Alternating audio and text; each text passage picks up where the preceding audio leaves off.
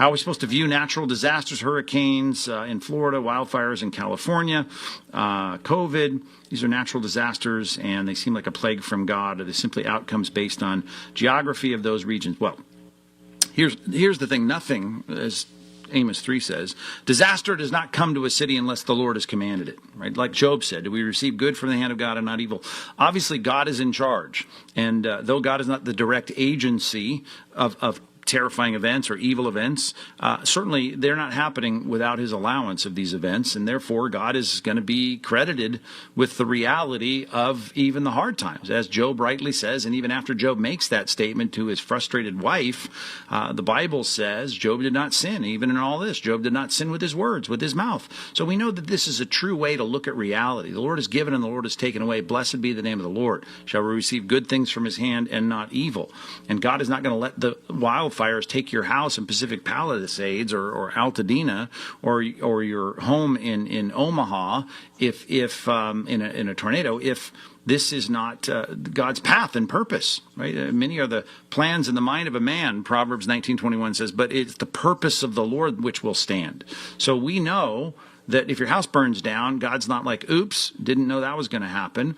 But just like with Job, let's think about Job. 10 of his kids died in one day. And you could say, well, it was because of a storm. Was it because of the storm in the land of Ur? Is that why that happened? Or the land of Oz, rather, it says in Job 1. Or is this God? Well, of course, God is all worked into God's plan. Now, the intermediate cause may be meteorological issues of storms that are prone to happen in that area of where Job lived. But we know there's satanic involvement. Satan is there trying to push buttons to make this happen to a particular man and cause a particular kind of damage. As Jesus says in John 8, he's a murderer, and he's out to murder a few more that God allows in that particular story. And it's a sad story, but here's Job responding rightly to it.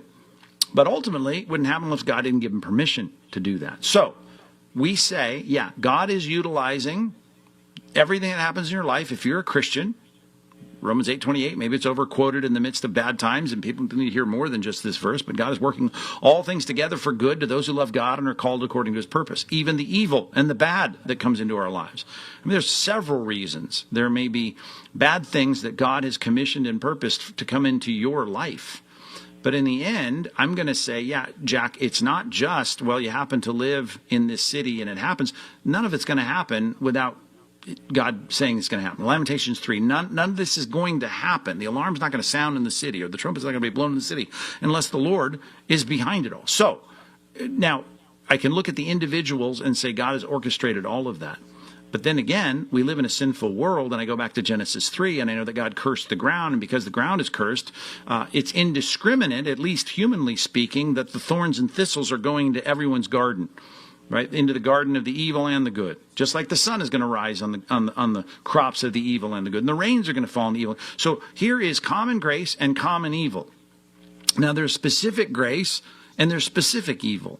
And we just need to understand the difference. And that's why, Jack, I can't say, well, this is clear, right? At the Golden Globes, they're going to mock God, so God's going to, burn and singe the Hollywood Hills. Well, okay, maybe there's a direct response there. I don't know, but I can't say one or the other because I don't know what's going on in the invisible realm. I don't know the kinds of debates that are going on there.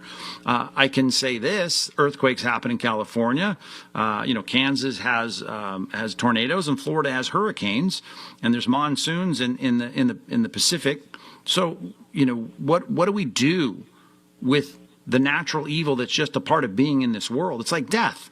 Death is going to happen to us all because that's part of what was commissioned in Genesis 3. To put it in the words of Romans 8:20, right? The whole creation was subjected to futility. Futility means I'll build a house, and I thought it was going to be great and stand until my grandkids stood in the living room. But then, here's the futility of it all. I built it for me to live in, but now it's in rubble because it was burned in the Santa Ana winds and fire. Assuming, like you say, Jack, in your question, which I didn't read parenthetically, assuming that those fires were all a natural cause, which we're not sure, of course, because there have been people arrested with blowtorches in their hands. But nevertheless, the point is, the evil that comes upon us can be general evil, natural evil, and generally done, or specific natural evil that is specifically done for a particular reason that God has allowed. All of it is part of God's purpose.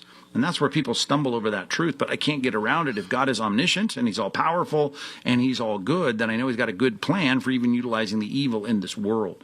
And the suffering is just part of what being a human being is about post-Genesis 3. The good news is, though we live between Genesis 3 and Revelation 19, one day, Revelation 21 and 22 are going to be here, and the eternal state's going to get us back to a much better paradise than the one we had in Genesis 1 and 2. So Revelation, we have the hope that all of this big chunk of Scripture between Genesis 3 and Revelation 19, that's all going to be over. And we won't be in a place anymore where we have all this. So, yes, some of it's based on geography. I'm more likely to have my home destroyed in an earthquake because of plate tectonics than I am a tornado because of the meteorological issues of weather and pressure and storms in Southern California. So, yeah, I know that. That's why I can't afford earthquake insurance, because they know, the underwriters and the insurance say there's no way we're going to give you insurance in a earthquake-prone area. So when the disaster comes to a city, does it affect the righteous and the evil? Yes, absolutely. And does God have a different purpose for the evil than he does for the righteous? Yes. And we trust God in all of that. Let's think of the towers. Here's some moral evil, we would call it. Go back to 9/11, way back in the day. And here are some men who wanted to make a point, and they wanted to make a point by killing Americans, and so they go after our tallest buildings in New York, and you say, okay, all those people died, thousands of people died. Were there righteous and unrighteous? Yes. Were there people that were living lives that, death was like, why isn't this coming sooner? Yes. Were there those that are righteous and living for the Lord and like, well, we want them to live until they're 500 years old. Yeah, but they died that day. So disaster that God is allowing, right? He's got a plan for each individual person, and we know that all of this should be for all of us, right? We should all have our lives cut short, and eventually we all will. The point is, the wages of sin is death. We live among a sinful people because we are sinful people in a sinful world where even the laws of nature itself have been cursed, and so we're going to encounter all of this. This is going to be the case, and we're going to have to endure this. But it's not as though it's all random. And I guess that's really what you're getting at, Jack. This is a question of, are all these natural disasters, are they random? And I'm going to say none of them are random. And the purpose that God has for each individual on this planet right now, and all of them that have died up until this point, and all that haven't been born yet, is all specifically laid out, as it says in Acts 17. He didn't. People aren't being randomly born, right? He's determined the times and the dwelling places of every human being.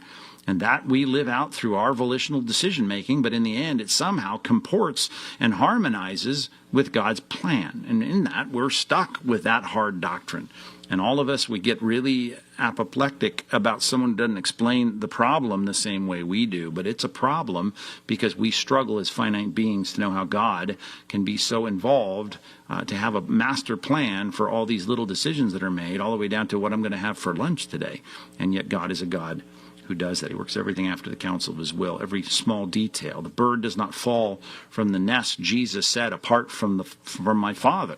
Right? God says it's time for that bird to die, and that's how this works. Psalm 139. Right? Every day of my life has been written a book before there was yet one of them. Right? I was born way back in the olden days, and all of my days, right? God had determine how long I was going to live. If I die in a fire, an earthquake, or if I die in a nursing home, at 92, gripping the edge of a gurney, well, that whatever it is, this is my determination.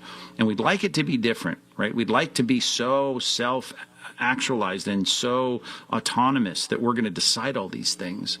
But we really can't. At the end of the day, I didn't decide when I was born, who my parents would be, what city I'd be born in, all of this. I'm a victim of this in a sense. And then I come into the world, I start making decisions. I feel like, well, no, I'm the captain of my own soul, the master of my own fate. And I'm trying to make decisions. And in time, I get hit with the grace of God, which God was involved the whole time. But I then say, oh, man, I want to give my life to Christ. Well, that want didn't get there. Even the decision didn't get there. Without God's gracious work, to pull me then out of my despair of being stuck as a sinful person in a sinful world headed to a sinful destruction. And God says, no, I'm going to write your name in the Lamb's Book of Life, and now I want you to live for me. And as imperfectly as I'm trying to do that, and you're trying to do that, here we are on this planet, doing what we're doing, making decisions every day, and God is working out his plan through all of that.